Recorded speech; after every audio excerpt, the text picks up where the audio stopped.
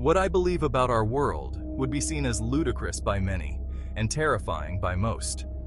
While these realities frighten me, horror takes on a different face when those seemingly absurd beliefs start to become self-evident through patterns and connections. This is where the true horror lies, when it seeps into the very fabric of your life, your neighborhood, your everyday existence. Imagine yourself in a crowded waiting room where everything appears normal. Yet, at any moment, something lurking beneath the surface may break through the banality. Even in the company of others, we can sense an abnormal fear, a terror we can never share without being thought mad. Did we feel a presence that doesn't belong? Did we glimpse something in the corner that defies explanation? It only takes a trickle of doubt and a drop of suspicion to open our eyes to the world's horrors. It's in those moments that light becomes futile, where horror eats the light and digests it into darkness. The allure of violence. Why are we drawn to disturbing news stories? What drives our fascination with violence, especially when it doesn't affect us directly? Human nature compels us to slow down and gawk at tragedy, like drivers passing a car wreck. True crime shows, rising in popularity, point to some hidden satisfaction in consuming violent content, almost like a twisted form of pornography. Both violence and explicit content trigger dopamine, making us feel pleasure, much like a drug or the hit of a like on social media. As with any addiction, this desensitizes us, distorting our perception of reality and the consequences of violence. But living through violence vicariously isn't all negative. It can act as a pressure valve, releasing pent-up aggression and allowing us to confront emotions we can't always express. Violence in the media offers a glimpse into darker aspects of humanity and society, though it becomes dangerous when we fail to acknowledge the pleasure we take from it.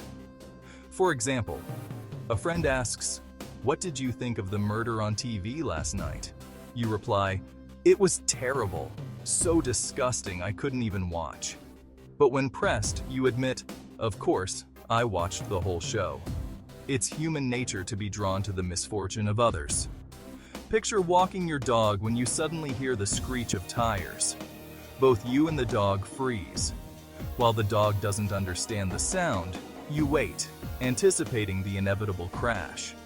Yet when the crash never happens, you're left unsatisfied, much like hearing an incomplete melody. Deep down, there's a dark thrill in knowing that this time, it wasn't us. The philosophy of horror. Horror, at its core, forces us to confront our deepest fears. It examines the human response to anxiety, vulnerability, and mortality, showing us our fragility and the limits of our understanding. Horror challenges our perceptions of reality and breaks through the boundaries of what we consider rational or possible. Through monstrous figures and terrifying scenarios, horror brings our repressed nature to light: violence, desire, and the shadowy depths of the unconscious. It holds up a mirror to society's collective fears, reflecting the underlying tensions, hypocrisies, and fragility of civilization. At its heart, horror asks us to confront the unknown, grapple with our vulnerabilities, and in doing so, better understand ourselves. Embracing the darkness. Humans fear the shadows and the unknown that hide within them.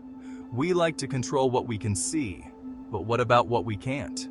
We've tamed fire and created artificial light to stave off the dark, but this only serves to mask the primal force that exists beyond our control.